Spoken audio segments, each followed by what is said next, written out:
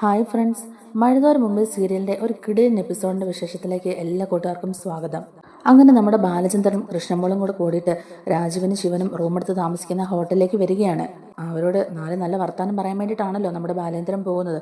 അതുകൊണ്ട് തന്നെ കൃഷ്ണമോളോട് പറയുന്നുണ്ട്, മോൾ ഈ വണ്ടിയിൽ ഇരുന്നാൽ മതി, അച്ഛൻ പോയി അവരെ കണ്ടേച്ച് വരാമെന്ന് പറഞ്ഞിട്ട് കൃഷ്ണമോൾ അവിടെ ഇരുത്തിയിട്ട് പോകുന്നുണ്ട്. എന്നിട്ട് ബാലചന്ദ്രൻ അവരുടെ റൂമിലോട്ട് ചെല്ലുക കേട്ടോ. ഡോറിൽ മുട്ടുമ്പോഴേക്കും വാതിൽ തുറക്കുന്നത് ശിവനാണ്. ശിവേട്ടൻ ഭയങ്കര പുച്ഛത്തോടെ തന്നെ, ഓ നീയാണോ, നീ എന്താ ഇവിടെ എന്നിങ്ങനെ ചോദിക്കാം. അപ്പോൾ ബാലേന്ദ്രൻ പറയുന്നുണ്ട്, എൻ്റെ അളിയന്മാർ താമസിക്കുന്ന റൂമൊക്കെ ഒന്ന് കാണാൻ വേണ്ടി വന്നതാന്ന്. എന്നിട്ട് അകത്തോട്ട് കയറിയിട്ട് റൂമൊക്കെ ഒന്ന് നോക്കിയിട്ട് തന്നെ പറയുന്നുണ്ട്, ഇതാണോ പെങ്ങളെ സംരക്ഷിക്കാനായിട്ട് ആങ്ങളമാർ റൂം എടുത്ത് താമസിക്കുന്നതെന്നൊക്കെ പറഞ്ഞത്? ഇവിടെ റൂം എടുത്ത് താമസിച്ചുകൊണ്ട് നിങ്ങൾ എന്ത് സംരക്ഷണമാണ് നിങ്ങളുടെ പെങ്ങൾക്ക് നൽകിയെന്നുള്ളത് എനിക്കറിയത്തില്ല. ഹോസ്പിറ്റലിൽ വന്നിട്ട് ഒരു ബില്ല് പോലും നിങ്ങൾ അടച്ചിട്ടില്ല. ഫാർമസി എവിടെയാണെന്നോ ബില്ലടക്കേണ്ടത് എവിടെയാണെന്നോ പോലും നിങ്ങൾക്കറിയത്തില്ല. പിന്നെന്തിനാ നിങ്ങൾ ഇവിടെ റൂം എടുത്ത് താമസിക്കുന്നത്? വേറെ പല ആവശ്യങ്ങൾക്കും വേണ്ടിയിട്ടാണ് നിങ്ങളിങ്ങനെ റൂം എടുത്ത് താമസിക്കുന്നുള്ളതൊക്കെ എനിക്കറിയാം. അതെന്തെങ്കിലും ആകട്ടെ, ഞാനിപ്പോൾ വന്നത് അതിനൊന്നുമല്ല. എൻ്റെ മകൾ എന്തിയെ, അലീന എവിടെ, അതറിയാൻ വേണ്ടിയിട്ടാണ് ഞാൻ ഇങ്ങോട്ടേക്ക് വന്നതെന്ന് പറയുക. ശിവൻ പറയുന്നുണ്ട്, നിന്റെ മകളെ കാണുന്നില്ലെങ്കിൽ ഞങ്ങളോടല്ല ചോദിക്കേണ്ടത്, അത് വേറെ ആരോടെങ്കിലും പോയി ചോദിക്കുക എന്ന് തന്നെ പറയുക കേട്ടോ. അന്നേരം ബാലേന്ദ്രൻ പറയുന്നുണ്ട്, നിങ്ങളറിയാതെ എൻ്റെ മകൾക്ക് ഒന്നും തന്നെ സംഭവിക്കില്ല എന്ന് എനിക്കറിയാം. അതുകൊണ്ട് അവളെവിടെയാണെന്ന് നിങ്ങൾ പറഞ്ഞേ പറ്റുള്ളൂ എന്ന് തന്നെ ബാലേന്ദ്രൻ തീർത്ത് പറയുകയാണ്. അപ്പോഴേക്കും രാജുവിൻ എഴുന്നേറ്റ് വന്നിട്ട് പറയുന്നുണ്ട്, കണ്ട തെരുവ് നായ്ക്കൾ പല സ്ഥലത്തും പോയി പല വൃത്തികേടുകളും കാണിക്കും. അങ്ങനെ പല സ്ഥലത്തും കുഞ്ഞുങ്ങളുണ്ടായി കാണും. അതിനെയൊക്കെ വീട്ടിൽ കൊണ്ടുവന്ന് സ്വന്തം മകളായിട്ട് വാഴിക്കാം എന്ന് എന്തെങ്കിലും ഉദ്ദേശം ഉണ്ടെങ്കിൽ അത് നടക്കുകയില്ല. ഞങ്ങൾ ഞങ്ങളുടെ പെങ്ങളുടെ ആങ്ങളമാരായിട്ട് നിൽക്കുന്നിടത്തോളം കാലം അതൊന്നും സാധിച്ചു തരാനും പോകുന്നില്ല. നീ എന്താടാ വിചാരിച്ചത്, നിന്റെ ഇഷ്ടം പോലെ എല്ലാം ചെയ്യാൻ പറ്റുമെന്നോ? ഞങ്ങളുടെ കുടുംബത്തിന്റെ ആത്മാഭിമാനം സംരക്ഷിക്കാൻ വേണ്ടിയിട്ട് ഞങ്ങൾ ഏതറ്റം വരെയും പോകും. അപ്പോൾ ബാലേന്ദ്രൻ പറയുന്നുണ്ട്, നിങ്ങൾ അതൊക്കെ ചെയ്യുമെന്ന് എനിക്ക് നന്നായിട്ട് അറിയാം. അതൊക്കെ അറിഞ്ഞിട്ട് തന്നെയാണ് ഞാനിവിടെ നിൽക്കുന്നതും. അതുകൊണ്ടാണ് ഞാൻ പറയുന്നത്, എൻ്റെ മോക്ക് എന്തെങ്കിലും സംഭവിച്ചിട്ടുണ്ടെങ്കിൽ തിരിച്ച് നിങ്ങൾ സിംഗപ്പൂർക്കും ദുബായ്ക്കും ഒന്നും അല്ല പോകാൻ പോകുന്നത്, നേരെ നിങ്ങൾ സെൻട്രൽ ജയിലിലോട്ടായിരിക്കും പോകാൻ പോകുന്നതെന്ന് പറയുക. അപ്പോഴേക്കും ശിവൻ പറയുന്നുണ്ട്, നീ എന്നെ ചെയ്യുന്നാടാ ഈ പറയുന്നത്? അങ്ങനെ ചെയ്യാൻ പറ്റുമെങ്കിൽ നീ അങ്ങ് പോയി ചെയ്യ്, ഞാൻ പോലീസിൽ പോയി കംപ്ലൈൻറ്റ് ചെയ്യും എന്നിങ്ങനെ ബാലേന്ദ്രൻ പറയുമ്പോഴേക്കും, എന്നാ നീ പോയി അങ്ങ് കംപ്ലൈൻറ്റ് ചെയ്യടാ, നീ പറയുന്നതിന് അപ്പുറത്തുള്ള പോലീസുകാരെ കണ്ടിട്ട് തന്നെയാണ് ഞങ്ങൾ ഇവിടെ ഇരിക്കുന്നത് എന്നൊക്കെ പറയുകയാണ്. ആയിക്കോട്ടെ, എങ്കിലെന്താ ചെയ്യേണ്ടതെന്നൊക്കെയുള്ളത് എനിക്കറിയാം. ഞാനിപ്പോൾ പോലീസ് സ്റ്റേഷനിലോട്ട് തന്നെയാണ് പോകുന്നത്. എന്തായാലും ഞാനൊരു കംപ്ലൈൻറ്റ് കൊടുക്കാൻ പോവാം, എന്നിട്ട് നമുക്ക് കാണാം എന്നൊക്കെ പറഞ്ഞ് ബാലചന്ദ്രൻ ഇറങ്ങാനായിട്ട് പോവുകയാണ്. ആ സമയത്ത് നമ്മുടെ രാജീവൻ പറയുന്നുണ്ട്, നീ എന്താണ് വിചാരിച്ചത്? നീ വിവാഹത്തിന് മുമ്പ് വേറൊരു സ്ത്രീയുടെ കൂടെ അഴിഞ്ഞാടി നടന്നിട്ട് അതിലൊരു കുഞ്ഞിനെ ജനിപ്പിച്ചിട്ട് അതിനെയും കൊണ്ടുവന്ന് കൂടെ താമസിപ്പിക്കാമെന്നോ? കഴിഞ്ഞ 22 വർഷക്കാലം ഞങ്ങളുടെ പെങ്ങളെ നീ ഇത്രയും നാളും വഞ്ചിക്കുകയല്ലായിരുന്നോ? നീ ചതിക്കുകയല്ലായിരുന്നോ? വീണ്ടും നീ ഈ തോന്നിവാസം തുടർന്നിട്ടുണ്ടെങ്കിൽ ഞങ്ങൾ അതിനെയൊക്കെ അംഗീകരിച്ച് തരുമെന്നാണോ നീ കരുതിയത്? എന്തൊരു ചതിയാടാ നീ എൻ്റെ പെങ്ങളോട് കാണിച്ചെന്നൊക്കെ തന്നെ പറഞ്ഞങ്ങ് പ്രസംഗിക്കാട്ടു രാജീവൻ. കേസ് കൊടുക്കാൻ പോവാന്നൊക്കെ പറഞ്ഞുകൊണ്ട് തന്നെ മര്യാദയ്ക്ക് ഇറങ്ങി പോകാൻ പോയ ബാലചന്ദ്രനായിരുന്നു. ആ ബാലചന്ദ്രനെ വീണ്ടും ഓരോന്നൊക്കെ പറഞ്ഞ് ചൊടിപ്പിക്കുകയാണ് കേട്ടോ രാജീവൻ ചെയ്തത്. ബാലചന്ദ്രൻ തിരിച്ചു മടക്കി കയറി വന്നിട്ട് പറയുന്നുണ്ട്, നിങ്ങൾ ഇത്രയും വലിയൊരു ചതിയുടെ കാര്യം എന്നോട് പറഞ്ഞ സ്ഥിതിക്ക് വേറൊരു കഥ കൂടി ഞാൻ അങ്ങോട്ടേക്ക് പറയാമെന്ന് പറയുക. അപ്പോഴേക്കും ശിവൻ പറയും, നിന്റെ കഥയൊന്നും ഞങ്ങൾക്ക് കേൾക്കണ്ട, നീ മര്യാദയ്ക്ക് ഇവിടെ നിന്ന് ഇറങ്ങി പോകാൻ നോക്ക് എന്ന് പറയുക. അപ്പോൾ ബാലചന്ദ്രൻ ദേഷ്യം വന്നിട്ട് പറയുന്നുണ്ട്, താൻ കേട്ടേ പറ്റുള്ളൂ, അല്ലെങ്കിൽ തൻ്റെ ചെവിയിലൂടെ ഞാനതങ്ങ് അടിച്ചു കയറ്റി തരും എന്നൊക്കെ തന്നെ പറയുക. വിട് ശിവേട്ട, ഇനി അവന് പറയാനുള്ളത് അവൻ എന്താണെന്ന് വെച്ചാൽ പറഞ്ഞു തൊലക്കട്ടെ എന്ന് തന്നെ നമ്മുടെ രാജീവൻ പറയുന്നുണ്ട്.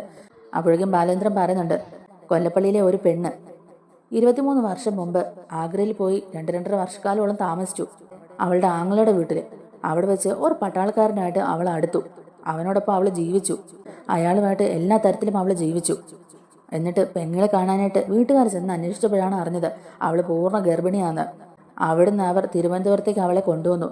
എന്നിട്ട് ആരും അറിയാതെ അവിടെ താമസിപ്പിച്ചു. 2-3 ആഴ്ച കഴിഞ്ഞപ്പോഴേക്കും ശാസ്താംകോട്ടയിലുള്ള ഒരു പ്രൈവറ്റ് ആശുപത്രിയിൽ വെച്ച് അവളുടെ പ്രസവം നടത്തി. എന്നിട്ട് ആ കുഞ്ഞിനെ ഒരു അനാഥാലയത്തിലും കൊണ്ടാക്കുകയും ചെയ്തു. എന്നിട്ട് അവരുടെ പെങ്ങളെയും കൊണ്ട് ഒന്നും അറിയാത്ത മട്ടിൽ നേരെ പാലായിലോട്ട് വന്നു, അവരുടെ തറവാട്ട് വീട്ടിലോട്ട്. എന്നിട്ട് 1 വർഷത്തിന് ശേഷം അവളുടെ അച്ഛനും ആങ്ങളമാരും കൂടി എല്ലാം ചേർന്ന് അവളെ വിവാഹം കഴിപ്പിച്ചയച്ചു. ആ പെണ്ണിന്റെ പേരെന്താന്ന് അറിയണോ എന്നിങ്ങനെ ബാലചന്ദ്രൻ ചോദിക്കുക. അപ്പോഴേക്കും ബാലചന്ദ്രൻ ഈ വൈജയന്തിയുടെ സ്റ്റോറിയൊക്കെ പറഞ്ഞു വെക്കുമ്പോഴേക്കും രണ്ടെണ്ണവും ആകെ ഇങ്ങനെ ഷോക്കായി, എന്താ പറയാ, ഇങ്ങനെ വിറച്ച് നിൽക്കുക കേട്ടോ. അന്നേരം ബാലചന്ദ്രൻ പറയുന്നുണ്ട്, ആ പെൺകുട്ടിയുടെ പേര് വൈജയന്തി എന്നാണെന്നും പറയുക. ആ പെണ്ണിനെ വിവാഹം കഴിച്ച ഹതഭാഗ്യന്റെ പേരാണ് ബാലചന്ദ്രൻ എന്നും പറയുന്നുണ്ട്. ഇത് കേൾക്കുമ്പോൾ രണ്ടുപേർക്കും പിന്നെ ഒരക്ഷരം പോലും ബാലചന്ദ്രനോട് പറയാൻ പറ്റുന്നില്ല കേട്ടോ. എന്നിട്ടും അത് കേട്ടിട്ട് ഒന്നും തന്നെ വിശ്വസിക്കാൻ പറ്റാത്തൊരു സാഹചര്യത്തിൽ നിൽക്കുകയാണ്. ശിവനാണെങ്കിലും ഒരക്ഷരം പോലും മിണ്ടാതെ തലകുനിച്ച് തന്നെ നിൽക്കുക. എന്നിട്ട് ബാലേന്ദ്രനോട് പറയുന്നുണ്ട്, ആരെങ്കിലും എന്തെങ്കിലും പൊട്ടക്കഥകളൊക്കെ പറഞ്ഞു തന്നിട്ടുണ്ടെങ്കിൽ അതൊന്നും വിശ്വസിച്ച് നീ എന്തിനാ ഇവിടെ വന്ന് ഇങ്ങനത്തൊക്കെ പറയുന്നേ, വെറുതെ ആവശ്യമില്ലാത്തൊന്നും ഇവിടെ വന്ന് പറയരുതെന്നൊക്കെ പറയുക. അപ്പോൾ ബാലേന്ദ്രൻ പറയുന്നുണ്ട്, താൻ എന്താ വിചാരിച്ചത്, ഞാൻ ഒരു തെളിവില്ലാതെ ഒരടിസ്ഥാനവും ഇല്ലാതെയാണ് ഇവിടെ നിന്ന് സംസാരിക്കുന്നതെന്നോ? തൻ്റെയൊക്കെ മൂത്ത ജ്യേഷ്ഠനുണ്ടല്ലോ ഗംഗാധരമേനോൻ നീലഗിരിയിൽ, അത് നിങ്ങളുടെ കൂടപ്പുറപ്പ് തന്നെയല്ലേ? ഒരു തന്തയ്ക്ക് ജനിച്ച മക്കൾ തന്നെയല്ലേ എല്ലാവരും? അതോ ഇനി അമ്മയോട് പോയി ചോദിക്കണോ വേറെന്തെങ്കിലും ആണോ എന്ന്? അപ്പോഴേക്കും ശിവന് ദേഷ്യം വരുന്നുണ്ട്. ശിവൻ ഉടനെ പറയുന്നുണ്ട്, ദേ ബാലചന്ദ്ര, ആവശ്യമില്ലാത്ത കാര്യങ്ങൾ പറയരുത് കേട്ടോ എന്ന് പറയുക കേട്ടോ. എങ്കിലും നിങ്ങൾ പറയുന്ന നിങ്ങളുടെ ചേട്ടൻ്റെ അടുത്ത് തന്നെ പോയി എല്ലാ കാര്യങ്ങളും വ്യക്തമായിട്ട് അറിഞ്ഞതിന് ശേഷമാണ് ഞാൻ ഇവിടെ വന്ന് നിൽക്കുന്നതെന്ന് തന്നെ പറയുക. ഇനിയും ഞാനത് അവിശ്വസിക്കണോ? അല്ലെങ്കിൽ ഞാൻ ഈ പറഞ്ഞതൊക്കെ നുണയാണെന്ന് നിങ്ങൾക്ക് സമ്മതിച്ചു തരാൻ പറ്റുമെന്നൊക്കെ തന്നെ ബാലേന്ദ്രൻ അവർ വെല്ലുവിളിച്ചുകൊണ്ട് ചോദിക്കുന്നുണ്ട്. ആ സമയത്ത് രാജീവനും ശിവനും ആകെ ഇങ്ങനെ വിഷമിച്ച് തന്നെ നിൽക്കുക കേട്ടോ. ശരിക്കും പറഞ്ഞാൽ ഉത്തരം മുട്ടി ഇരിക്കുക എന്ന് തന്നെ പറയാം. എന്നിട്ട് ബാലേന്ദ്രൻ രാജീവനോട് വന്നിട്ട് ചോദിക്കുന്നുണ്ട്. അപ്പോഴും രാജീവൻ ഒന്നും പറയുന്നില്ല. കാരണം ബാലചന്ദ്രൻ ഈ സത്യങ്ങളൊക്കെ പറയുന്നതിന് മുമ്പ് വരെ വാതോരാതെ ചെലച്ചോണ്ടിരുന്ന, ബാലേന്ദ്രനെ കുറ്റപ്പെടുത്തിക്കൊണ്ടിരുന്ന ആളാണ്. ബാലചന്ദ്രൻ ഈ സത്യങ്ങളൊക്കെ അറിഞ്ഞു എന്നൊക്കെ മനസ്സിലായപ്പോഴേക്കും ഒരക്ഷരം പോലും മിണ്ടാതെ കണ്ണും തള്ളി നിൽക്കുകയാണ്. എന്നിട്ട് രാജീവിൻ്റെ അടുത്ത് വന്നിട്ട് ബാലേന്ദ്രൻ ചോദിക്കുന്നുണ്ട്, എന്തേ സിംഗപ്പൂരുകാരന് ഇപ്പോൾ ഒന്നും പറയാനില്ലേ? വായിക്കാത്തന്നെ പഴം കയറ്റി വെച്ചിരിക്കുകയാണോ എന്നൊക്കെ ചോദിക്കുക കേട്ടോ. ഞാൻ ഇതുവരെ ഇതൊന്നും ആരോടും പറഞ്ഞിട്ടില്ല. മനുവിനറിയാം, എൻ്റെ മകൾ കൃഷ്ണമോക്കും അറിയാം. അവരിതുവരെ ആരോടും പറഞ്ഞിട്ടില്ല. പക്ഷേ എൻ്റെ മകൾ അലീനയ്ക്ക് എന്തെങ്കിലും സംഭവിച്ചിട്ടുണ്ടെങ്കിൽ ചെണ്ട കൊട്ടി ഈ നാട്ടുകാരെ മൊത്തം ഞാൻ ഇത് അറിയിക്കും. എന്നിട്ട് ഞാൻ അടങ്ങിയിരിക്കുള്ളൂ എന്നൊക്കെ തന്നെ ബാലേന്ദ്രൻ പറയുന്നുണ്ട്. എന്നിട്ട് ശിവനോട് പറയുന്നുണ്ട്, താൻ പോലീസ് സ്റ്റേഷനെ മണ്ടയ്ക്ക് പിടിച്ചിട്ടുണ്ടെങ്കിൽ അതിൻ്റെ മുകളിൽ ക്യാബിനറ്റിൽ പിടിക്കാൻ എനിക്കറിയാം. എന്താ ചെയ്യാൻ പോകുന്നതെന്നൊക്കെ ഉള്ളത് താൻ ഇനി കണ്ടോ എന്നൊക്കെ തന്നെ പറയുക ബാലേന്ദ്രൻ. എന്നിട്ട് ദേഷ്യത്തോടെ തന്നെ ഇറങ്ങിപ്പോകാനും പോവുകയാണ് കേട്ടോ. എന്നിട്ട് പോകുന്നതിന് മുമ്പായിട്ട് തന്നെ തിരിഞ്ഞു നിന്നിട്ട് ബാലേന്ദ്രൻ ഒരു കാര്യം കൂടെ പറയുന്നുണ്ട്. ഒരു കാര്യം സമ്മതിച്ചു തരാൻ പറ്റത്തില്ല, നിങ്ങളുടെ പെങ്ങളുടെ അഭിനയം, അവളുടെ അഭിനയത്തിന് മുമ്പിൽ ഞാൻ പോലും തോറ്റുപോയി. കാരണം അവൾ ഇത്രയും നാളും ഈ 23 വർഷക്കാലം ലോകത്തിലെ ഏറ്റവും വലിയ പരിവൃത്തിയായ ഭാര്യയായിട്ട് എൻ്റെ മുമ്പിൽ അഭിനയിച്ച് നടക്കുകയായിരുന്നു. അവളുടെ ധിക്കാരവും അഹങ്കാരവും ഒക്കെ അത്രത്തോളം കാണിച്ചുകൊണ്ട് തന്നെ. പിന്നെ നമുക്കൊന്നും പറയാൻ പറ്റത്തില്ലല്ലോ, അതുപോലെയുള്ള ഒരു സാധനം തന്നെയാണ് അവള്. എന്തായാലും നിങ്ങളുടെ പെങ്ങള് അവളുടെ മുമ്പിൽ വേറെ ആരും അഭിനയിച്ച് ജയിക്കൂല എന്നൊക്കെ പറയുക നമ്മുടെ ബാലേന്ദ്രൻ. എന്നിട്ടും ബാലേന്ദ്രൻ പറയുന്നുണ്ട്, എൻ്റെ മോക്ക് എന്തെങ്കിലും സംഭവിച്ചിട്ടുണ്ടെങ്കിൽ ഒരെണ്ണത്തിനെ ഞാൻ വെറുതെ വിടുകയില്ല എന്ന് പറഞ്ഞുകൊണ്ടൊക്കെ തന്നെയാട്ടോ ഇറങ്ങി പോകുന്നതും. ബാലചന്ദ്രൻ ഇറങ്ങി പോയതിനു ശേഷവും ആകെ ഇങ്ങനെ പരസ്പരം ഒന്നും സംസാരിക്കാതെ ഇങ്ങനെ അന്താളിച്ച് തന്നെ നിൽക്കുകയാട്ടോ രാജീവനും ശിവനും ഒക്കെ അവിടെ. എന്നിട്ട് ബാലചന്ദ്രൻ നേരെ പോലീസ് സ്റ്റേഷനിലേക്കാണ് വരുന്നത്. അവിടെ വണ്ടി നിർത്തിയിട്ട് ബാലചന്ദ്രൻ കൃഷ്ണമോളോട് പറയുന്നുണ്ട്, അച്ഛനകത്ത് പോയി ഈ പരാതി ഒന്ന് കൊടുത്തിട്ട് വരാം മോളെ, മോക്ക് ഇവിടെ ഇരിക്കാൻ പേടിയുണ്ടോ എന്നിങ്ങനെ ചോദിക്കുമ്പോഴേക്കും കൃഷ്ണമോള് പറയുന്നുണ്ട്, ഇല്ല അച്ഛാ, എനിക്ക് പേടിയൊന്നുമില്ല, അച്ഛൻ പോയി കൊടുത്തിട്ട് വാന്ന് തന്നെ പറയുക. സ്റ്റേഷൻ ആയതുകൊണ്ടാണ് മോളെ ഞാൻ അങ്ങോട്ട് കൊണ്ടുപോകാത്തെന്ന് പറയുക. അപ്പം കൃഷ്ണമോള് പറയുന്നുണ്ട്, അത് സാരമില്ല അച്ഛാ, അച്ഛൻ പോയിട്ട് വാ, ഞാൻ ഇവിടെ ഇരുന്നോളൂ, എനിക്ക് പേടിയില്ല എന്നൊക്കെ തന്നെ പറയാം കേട്ടോ. പിന്നെ നമ്മുടെ ബാലചന്ദ്രൻ കംപ്ലൈൻ്റ് ഒക്കെ നേരത്തെ എഴുതിക്കൊണ്ട് വന്നിട്ടുണ്ടായിരുന്നു. അതുമായിട്ട് നേരെ പോലീസ് സ്റ്റേഷനിലോട്ട് കയറി ചെല്ലുകയാണ്. അവിടുത്തെ എസ് ഐ ഒക്കെ നല്ല പരിചയമുണ്ട്. നേരെ എസ് ഐയുടെ അടുത്തോട്ട് ചെല്ലുക. അന്നേരത്തേക്ക് തന്നെ നമ്മുടെ ബാലേന്ദ്രനെ എസ് ഐക്ക് മനസ്സിലാവുന്നുണ്ട്. അന്ന് ആക്സിഡൻ്റ് ആയ സമയത്ത് ഹോസ്പിറ്റലിൽ വന്ന് സംസാരിക്കുകയൊക്കെ ചെയ്ത ആൾ തന്നെയാണ് കേട്ടോ. അപ്പോഴേക്കും ആ ഒരു പരിചയം ഉണ്ടല്ലോ. എന്നിട്ട് എസ് ഐക്ക് ആണെങ്കിലും നമ്മുടെ ബാലേന്ദ്രനെ കാണുമ്പോൾ തന്നെ മനസ്സിലാവുന്നുണ്ട്. എസ് ഐ പറയുന്നുണ്ട്, ആഹാ ബാലേന്ദ്രനോ, എന്താ ഇവിടെ എന്നിങ്ങനെ ചോദിക്കാം. സാറിനെ ഒന്ന് കാണണമായിരുന്നു, അതിന് വേണ്ടിയിട്ട് വന്നതാ. സാറിനെ ഒന്ന് നേരിട്ട് വന്ന് കണ്ട് നന്ദിയൊക്കെ പറയണമെന്ന് ഓർത്തിരിക്കുകയായിരുന്നു. അതിൻ്റെ ഇടയിലാണ് വേറൊരു പ്രശ്നം കൂടി വന്നത്. അതിനെതിരെ ഒരു പരാതി തരാനായിട്ടൊക്കെയാണ് ഞാൻ വന്നത്. എൻ്റെ മകളെ കാണാനില്ല എന്നൊക്കെ തന്നെ പറയുക. അപ്പോഴേക്കും എസ് ഐ സ്വാഭാവികമായിട്ട് ചോദിക്കുന്ന പോലെ തന്നെ, ആഹാ മോളിത് എവിടെ പോയി, മോക്ക് എന്ത് പറ്റി, എന്തെങ്കിലും പ്രശ്നം ഉണ്ടായോ എന്നൊക്കെയുള്ള രീതിയിൽ ചോദിക്കുക. അപ്പോൾ ബാലേന്ദ്രൻ പറയുന്നുണ്ട്, അതേ പ്രശ്നമുണ്ട്, എൻ്റെ മോളെ ആരോ കിഡ്നാപ്പ് ചെയ്തുകൊണ്ട് പോയതാന്നൊക്കെ തന്നെ പറയുക. അപ്പോൾ എസ് ഐ ചോദിക്കുന്നുണ്ട്, ആരെങ്കിലും സംശയമുണ്ടോ എന്നിങ്ങനെ ചോദിക്കുമ്പോഴേക്കും എൻ്റെ ഭാര്യ വീട്ടുകാർ തന്നെയാണ് എനിക്ക് സംശയമെന്ന് പറയുക കേട്ടോ ബാലേന്ദ്രൻ. അതെന്താ അങ്ങനെ സംശയം വരാനുള്ള കാരണം, അങ്ങനെ ഒരു പ്രശ്നം ഭാര്യ വീട്ടുകാരുമായിട്ട് എന്താന്നൊക്കെയുള്ള രീതിയിൽ ഇങ്ങനെ എസ് ഐ ചോദിക്കുക. എന്നിട്ട് ബാലേന്ദ്രൻ പറയുന്നുണ്ട്, സാറേ ഈ പരാതിയിൽ ഞാൻ എല്ലാം വ്യക്തമായിട്ട് എഴുതിയിട്ടുണ്ട്, സാർ ഇതൊന്ന് വായിച്ചു നോക്കിയിട്ട് എത്രയും പെട്ടെന്ന് തന്നെ ഒരു ആക്ഷൻ എടുക്കണമെന്ന് പറയുക.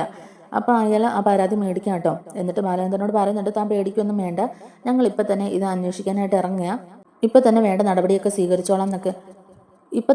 നടപടികളൊക്കെ സ്വീകരിച്ചോളാം, താൻ എന്തായാലും ടെൻഷൻ അടിക്കേണ്ട എന്നൊക്കെ തന്നെ പറയുക കേട്ടോ.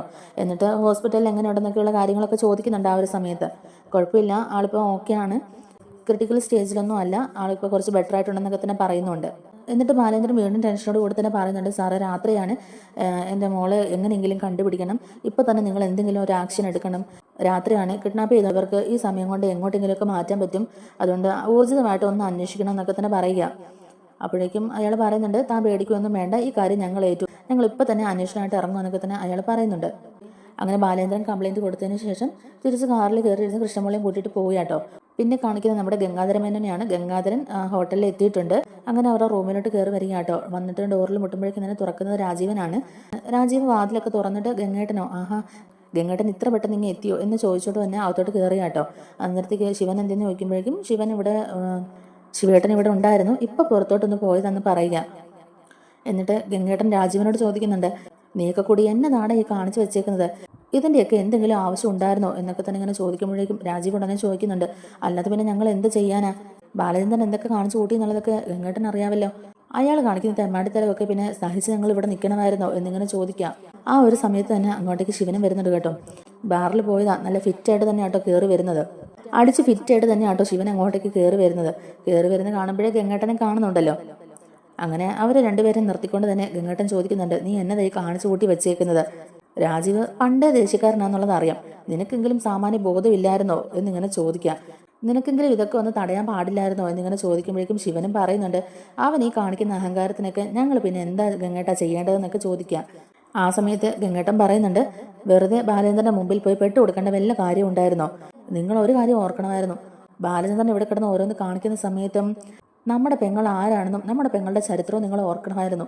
അവളുടെ കല്യാണത്തിന് മുമ്പ് അവൾക്ക് വേറെ ഒരാളുടെ കൂടെ ജീവിക്കാം, അയാളുടെ കുഞ്ഞിനെ ഗർഭം ധരിക്കാം, എന്നിട്ട് കുഞ്ഞിനെ പ്രസവിച്ച് പിന്നെ മൊറാലിറ്റി നോക്കി ജീവിക്കേണ്ടത് ബാലേന്ദ്രൻ മാത്രമായിരുന്നോ എന്നിങ്ങനെ ചോദിക്കുകയാണ്. അന്നേരം രാജീവൻ പറയുന്നുണ്ട്, എന്തിനാ ഗംഗേട്ടൻ പോയി ഈ കാര്യങ്ങളെല്ലാം അയാളോട് പറഞ്ഞത്, ശരിക്കും പെങ്ങളുടെ ജീവിതം നശിപ്പിച്ചത് ഗംഗേട്ടൻ തന്നെയല്ലേ, അവൻ്റെ അടുത്ത് ഇത് പറയേണ്ട വല്ല കാര്യം ഉണ്ടായിരുന്നോ എന്നിങ്ങനെ ചോദിക്കാം. അപ്പോൾ ഗംഗേട്ടൻ പറയുന്നുണ്ട്, നമുക്ക് അവൻ്റെ മുമ്പിൽ അതൊന്നും നിഷേധിക്കാൻ സാധിക്കില്ലായിരുന്നു. ഒരു ദിവസം രാവിലെ ഭ്രാന്ത് പിടിച്ചതുപോലെ അവൻ നീലഗിരിക്ക് വന്നു. എന്നിട്ട് അവൻ എന്നോട് ചോദിച്ചു, വിവാഹത്തിന് മുമ്പ് നിങ്ങളുടെ പെങ്ങൾ ഒരു പെൺകുട്ടിക്ക് ജന്മം നൽകിയായിരുന്നു എന്ന് എന്നോട് ചോദിച്ചു, അതെനിക്ക് നിഷേധിക്കാൻ കഴിയില്ലായിരുന്നു എന്ന് എന്നെ പറയുക. അപ്പോൾ ശിവനും രാജീവിനും കൂടെ ഒറ്റ സ്വരത്തിൽ പറയുന്നുണ്ട്, നിഷേധിക്കണമായിരുന്നു, അങ്ങനെ ഒരു സംഭവം നടന്നിട്ടില്ല എന്നുള്ള രീതിയിൽ ഗംഗേട്ടൻ തർപ്പിച്ച് പറയണമായിരുന്നു, അല്ലെങ്കിൽ അവൻ്റെ മുമ്പിൽ ആരെങ്കിലും ഈ സത്യങ്ങളൊക്കെ വിളമ്പോ ഗംഗേട്ടൻ എന്നൊക്കെ തന്നെ ചോദിക്കാട്ടോ. അപ്പൊ ഗംഗാധരമേനൻ പറയുന്നുണ്ട്, അത് പിന്നെ എല്ലാ തെളിവുകളുടെയും അടിസ്ഥാനത്തിലാണ് അയാൾ അങ്ങോട്ടേക്ക് വന്നത്, ഞാൻ പിന്നെ എങ്ങനെ എതിർക്കാനാ, എല്ലാ കാര്യങ്ങളും അറിഞ്ഞിട്ട് ഒരു ക്ലാരിഫിക്കേഷൻ വരുത്താൻ വേണ്ടി മാത്രം അവനെന്ന് നീലഗിരിക്ക് വന്നത്, എല്ലാ തെളിവുകളും അവന്റെ കയ്യിലും ഉണ്ടായിരുന്നു. എന്നിട്ട് ശിവൻ വളരെ പുച്ഛത്തോടു കൂടി തന്നെ പറയുന്നുണ്ട്, അങ്ങനെ സംഭവിച്ചെങ്കിൽ തന്നെ ഇവന്റെ അടുത്ത് നമ്മൾ അങ്ങ് തലകുണിക്കേണ്ട കാര്യമൊന്നുമില്ലല്ലോ, വൈജന്തിക്ക് അങ്ങനെ ഒരു അബദ്ധം പറ്റിയിട്ടുണ്ടെങ്കിൽ തന്നെ അതേ കാര്യം തന്നെ ഇവനും ചെയ്തിട്ടില്ലേ, അങ്ങനെ ഒരു സാഹചര്യത്തിൽ രണ്ടുപേർക്കും തെറ്റുപറ്റിയിട്ടുണ്ട്, അതുകൊണ്ട് രണ്ടുപേർക്കും കാര്യങ്ങളൊക്കെ പറഞ്ഞ് ഒത്തുതീർപ്പാക്കി ക്ഷമിച്ച് മുന്നോട്ട് ജീവിച്ചു പോകേണ്ട കാര്യമില്ലായിരുന്നുള്ളൂ. പിന്നെ ഈ കാര്യങ്ങളെല്ലാം അറിഞ്ഞിട്ട് ഗംഗേട്ടൻ ഞങ്ങളോട് പോലും ഒരു വാക്ക് പറഞ്ഞില്ല. എന്നിട്ട് ഗംഗേട്ടൻ എന്താ ചെയ്തത്, എല്ലാം അവന്റെ മുമ്പിൽ സമ്മതിച്ചു കൊടുക്കുകയും ചെയ്തു. എന്നിട്ട് അവന്റെ മുമ്പിൽ ഞങ്ങളെല്ലാം നാണം കെട്ട് പോയത്, ഞങ്ങളെയല്ലേ പെടുത്തിയത്. ഞങ്ങളോട് നേരത്തെ തന്നെ ഗംഗേട്ടൻ ഈ കാര്യങ്ങളൊക്കെ പറയായിരുന്നല്ലോ, അവൻ നീലഗിരിക്ക് വന്നപ്പോൾ തന്നെ ഞങ്ങളോട് പറയായിരുന്നു. അതും പോട്ടെ, അവന് ഹാർട്ട് അറ്റാക്ക് വന്ന് അവൻ ഹോസ്പിറ്റലായ സമയത്ത് അവനെ കാണാൻ ഗംഗേട്ടൻ ഇവിടെ വന്നായിരുന്നല്ലോ, ആ സമയത്തെങ്കിലും ഗംഗേട്ടന് ഈ കാര്യങ്ങളൊക്കെ ഞങ്ങളോട് പറയാൻ പാടില്ലായിരുന്നോ. അപ്പൊ ഗംഗാധരൻ പറയുന്നുണ്ട്, അത് പിന്നെ ഞാനിവിടെ വന്നപ്പം എനിക്ക് വേറൊരു കാര്യം മനസ്സിലായി, ഈ കാര്യങ്ങളൊക്കെ പറഞ്ഞ് വൈജന്തി അയാൾ ഉപേക്ഷിക്കുന്ന ഞാൻ കരുതിയത്, അല്ലെങ്കിൽ ഒരു പൊട്ടിത്തെറിയെങ്കിലും നടക്കുമെന്ന് ഞാൻ വിചാരിച്ചു, പക്ഷെ അതൊന്നും അല്ലല്ലോ അയാൾ ചെയ്തത്, ഈ കാര്യങ്ങളൊന്നും അയാൾ വൈജന്തിയെ അറിയിച്ചില്ല, അതുകൊണ്ട് തന്നെ അതെങ്ങനെയെങ്കിലും പയ്യെ തേഞ്ഞു മാഞ്ഞങ്ങ് പൊയ്ക്കോട്ടെ എന്ന് ഞാനും കരുതി, അതുകൊണ്ടാണ് ഞാൻ ഈ കാര്യങ്ങളൊന്നും ആരോട് പറയാതിരുന്നത്. ശരിക്കും ബാലേന്ദ്രൻ ചെയ്ത തെറ്റെന്താ, അവൻ തിരിച്ചു വന്നതിന് ശേഷം അവൻ ബെഡ്റൂം മാറി, ആ ഒരു തെറ്റല്ലേ അവൻ ചെയ്തുള്ളൂ, പിന്നെ അവനെ വഞ്ചിച്ചവളെ സപ്പോർട്ട് ചെയ്ത് അവളുടെ കൂടെ ചെന്ന് കെട്ടിപ്പിടിച്ച് കിടക്കണമെന്ന് നമുക്ക് പറയാൻ പറ്റുമെന്നൊക്കെ തന്നെ ചോദിക്കുകയാണ്. അപ്പൊ ശിവൻ ചോദിക്കുന്നുണ്ട്, അതേ തെറ്റ് തന്നെയല്ലേ അവനും ചെയ്തത്, പിന്നെ അവൻ എന്തിനാ ഇത്രമാത്രം രോഷം കൊള്ളുന്നതൊക്കെ തന്നെ ചോദിക്കുക. അന്നേരം വെങ്ങേട്ടൻ പറയുന്നുണ്ട്, രോഷം കൊള്ളും, കാരണം ബാലേന്ദ്രന്റെ മുമ്പിൽ നമുക്കിനി സംസാരിച്ച് നിൽക്കാൻ സാധിക്കത്തില്ല, അന്ന് വൈജയന്തി പ്രസവിച്ച ആ കുട്ടി മരിച്ചിട്ടില്ല, അതിപ്പോഴും ജീവനോടെ തന്നെ ഉണ്ടെന്നൊക്കെ പറയാട്ടോ. അത് കേൾക്കുമ്പം അവര് ഒന്ന് ഞെട്ടിപ്പോകുന്നുണ്ട്. രാജീവൻ ചോദിക്കുന്നുണ്ട്, ആ കുട്ടി മരിച്ചു പോയില്ലേന്ന് ചോദിക്കാം. അപ്പം ഗംഗേട്ടൻ പറയുന്നുണ്ട്, ഇല്ല, ആ കുട്ടി മരിച്ചിട്ടില്ല, അന്ന് വൈജ പ്രസവിച്ച കുഞ്ഞിനെ അച്ഛനൊരു ഓഫനേജിലാക്കുകയല്ലേ ചെയ്തത്, ആ കുഞ്ഞ് ജീവനോടെ തന്നെ ഉണ്ടായിരുന്നൊക്കെ പറയുമ്പോഴേക്കും രണ്ടുപേർക്കും ഒരു അങ്കലാപ്പാവുകയാണ്. രണ്ടുപേരും ഒരക്ഷരം പോലും പറയാതെ ആകെ അന്താളിച്ച് തന്നെ നിൽക്കുക. അപ്പൊ ഗംഗേട്ടൻ വീണ്ടും പറയുന്നുണ്ട്, ആ കുട്ടി മരിച്ചിട്ടില്ലെന്ന് മാത്രമല്ല, ആ കുട്ടി നിങ്ങളുടെയൊക്കെ കൺമുമ്പിൽ തന്നെ ഉണ്ടായിരുന്നു ഇത്രയും കാലം എന്നും പറയുക, ഞങ്ങളുടെ കൺമുമ്പിലോ എന്നുള്ള രീതിയിൽ തന്നെ അവർ പരസ്പരം നോക്കുന്നുണ്ട്. അപ്പോഴേക്കും ഗംഗാധരമേനോൻ പറയുന്നുണ്ട്, അലീനയാണ് ആ കുട്ടി, നമ്മുടെ വൈജ അന്ന് പ്രസവിച്ച ആ കുട്ടിയാണ് അലീന, അല്ലാതെ ബാലചന്ദ്രന്റെ മകളല്ല. നിങ്ങളൊക്കെ വിചാരിക്കുന്ന പോലെ ബാലചന്ദ്രന്റെ കല്യാണത്തിന് മുമ്പ് ഒരു അവിഹിതവും ഇല്ലായിരുന്നു, ബാലചന്ദ്രന്റെ കല്യാണത്തിന് മുമ്പ് കുട്ടികളും ഉണ്ടായിട്ടില്ല. ഈ കഥകളെല്ലാം അയാൾ വെറുതെ പറഞ്ഞുണ്ടാക്കിയതാണ്, അയാൾ വലിച്ച് ചരടിൽ ചെന്ന് ചാടിയത് നിങ്ങളൊക്കെ തന്നെയാ, ഇതിന്റെ ഒരാവശ്യവും ഇല്ലായിരുന്നു. അയാൾക്ക് അയാളുടെ ദേഷ്യം തീരുമ്പോൾ ഈ പ്രശ്നങ്ങളൊക്കെ അങ്ങ് തേഞ്ഞു മാഞ്ഞു പോയേനെ, ഇതിപ്പോ നിങ്ങൾ എന്താ ചെയ്ത് പ്രശ്നങ്ങളൊക്കെ ഒന്നുകൂടെ വഷളാക്കിയാ ചെയ്തത് എന്നിങ്ങനെ ഗംഗാധരൻ പറയുമ്പോഴേക്കും അവർ രണ്ടുപേരും ഇങ്ങനെ വണ്ടടിച്ച പോലെ തന്നെ നിൽക്കുകയാണ്. ആ സമയത്ത് അലീനോട് അവർക്കൊരു ചെറിയ സഹതാപം പോലെ തോന്നുന്നുണ്ട്, കാരണം സ്വന്തം പെങ്ങടെ മോളോടാണല്ലോ ഇത്രയും ക്രൂരതകളൊക്കെ കാണിച്ചെന്നുള്ളൊരു കുറ്റബോധം അവർക്കുണ്ട്. അതുകൊണ്ട് തന്നെ അവരുടെ മുഖത്ത് ചെറിയ വിഷമമൊക്കെ കാണുന്നുണ്ട് കേട്ടോ. അതിനുശേഷം ഇവർ രണ്ടുപേരെയും കൂട്ടിക്കൊണ്ട് നമ്മുടെ ഗംഗാധര മേനോൻ നേരെ നെടുമ്പുരക്കിലോട്ട് ചെല്ലുകയാണ്. ചെന്ന് കോണിംഗ് ബെൽ അടിക്കുമ്പോഴേക്കും തന്നെ കൃഷ്ണമോളായിട്ടോ വാതിൽ തുറക്കുന്നത്. ചെന്ന് കയറുമ്പോഴേക്കും തന്നെ കൃഷ്ണമോള് വാതിൽ ഇങ്ങനെ കൈ വെച്ച് തടഞ്ഞുകൊണ്ട് പറയുന്നുണ്ട്, എങ്ങോട്ടാ എല്ലാവരും കൂടെ, നിങ്ങളെല്ലാവരും ചീത്ത ആൾക്കാരാണ്, എന്തും ചെയ്യാൻ മടിയില്ലാത്ത ആൾക്കാർ തന്നെയാണ് നിങ്ങളെന്ന് പറയുക. ആ ഒരു സമയത്ത് അങ്ങോട്ടേക്ക് ബാലചന്ദ്രൻ ആരാണെന്നൊക്കെ ചോദിച്ചുകൊണ്ട് ഇറങ്ങി വരികയാണ്. ബാലചന്ദ്രൻ എന്നിട്ട് എല്ലാവരോടും ദേഷ്യപ്പെട്ടോടെ തന്നെ പറയുന്നുണ്ട്, നിങ്ങൾ നോക്കിക്കോ, നിങ്ങളെ സുപ്രീം കോടതി വരെ ഞാൻ ഈ കേസുമായിട്ട് പോകും, എൻ്റെ മകൾക്ക് എന്തെങ്കിലും സംഭവിച്ചിട്ടുണ്ടെങ്കിൽ ഒന്നിനെ ഞാൻ വെറുതെ വിടില്ല എന്നൊക്കെ തന്നെ പറയുകയാണ്. ഏതായാലും ഗംഗാധരൻ ഈ കാര്യങ്ങളൊക്കെ ഇടപെട്ടുകൊണ്ട് തന്നെ കാര്യങ്ങളൊക്കെ ഒന്ന് പറഞ്ഞ് സോൾവ് ചെയ്യാൻ ശ്രമിക്കുന്നുണ്ട്. എങ്കിലും ബാലചന്ദ്രൻ ഇപ്പോഴും നല്ല ദേഷ്യത്തിൽ തന്നെയാട്ടോ. കാരണം രാത്രി സമയമാണ്, അലീന എവിടെയാണെന്നുള്ളത് ഇതുവരെ അറിഞ്ഞിട്ട് പോലുമില്ല. അലീനെ ഇവർ തന്നെയാണ് കിഡ്നാപ്പ് ചെയ്തെന്നുള്ള കാര്യം ബാലചന്ദ്രൻ 100% ഉറപ്പാണ്. അതുകൊണ്ട് തന്നെ അലീനയുടെ മിസ്സിങ്ങിൽ ബാലചന്ദ്രൻ ഇപ്പോഴും അവരോട് അടങ്ങാത്ത ദേഷ്യം തന്നെയാണ്.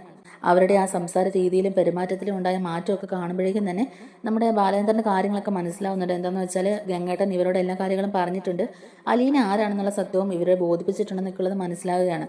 ആ സമയത്ത് നമ്മുടെ ബാലചന്ദ്രൻ ചോദിക്കുന്നുണ്ട്, ഇപ്പം നിങ്ങൾക്ക് മനസ്സിലായോടാ, ഞാൻ ഇത്രയും നാളും സംരക്ഷിച്ച് എൻ്റെ കൂടെ നിർത്തിയത് ആരെയാന്നുള്ളത് ഇപ്പം നിങ്ങൾക്ക് മനസ്സിലായോ എന്നൊക്കെ തന്നെ ചോദിക്കുക.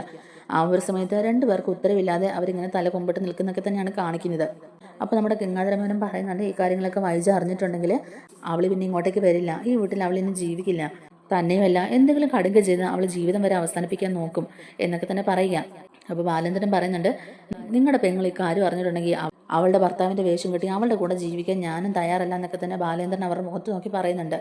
എന്നാലും വൈജി ഈ സത്യങ്ങളൊക്കെ അറിയാതിരിക്കാൻ നോക്കേണ്ടത് എല്ലാവരുടെയും തന്നെ ഉത്തരവാദിത്തമായിട്ട് മാറുക. നമ്മുടെ വീഡിയോ ഇഷ്ടപ്പെടുകയാണെങ്കിൽ ഒന്ന് ലൈക്ക് ചെയ്തും സബ്സ്ക്രൈബ് ചെയ്തും